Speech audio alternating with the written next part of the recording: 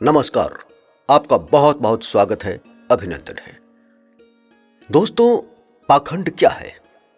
घर में माता पिता को भूखा सुलाना और मंदिरों में जाके बेजुबान मूर्तियों को भोग लगाना, ये है पाखंड।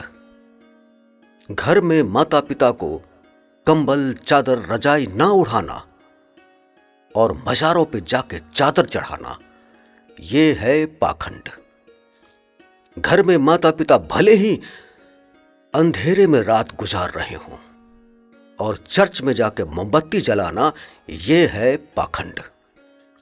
इलाज के अभाव में, भोजन के अभाव में माता पिता भले ही दम तोड़ दें, उनकी जान चली जाए, उनके गुजर जाने के बाद उनके आत्मा की मुक्ति के लिए आडंबर युक्त किया जाने वाला आयोजन, ये है पाखंड।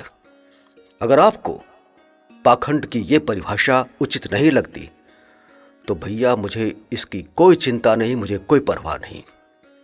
माता पिता की सेवा करना ही मेरा परम धर्म है और इससे इतर अगर कोई धर्म आपका है तो भैया आप अपने धर्म में खुश रहिए। मेरा धर्म तो यही है कि मैं अपने माता पिता की सेवा करूं और मेरे इस धर्म में, मेरे इस कर्म में आपको पाप नजर आता है तो भैया मुझे महापापी होने में बहुत ही गर्व है।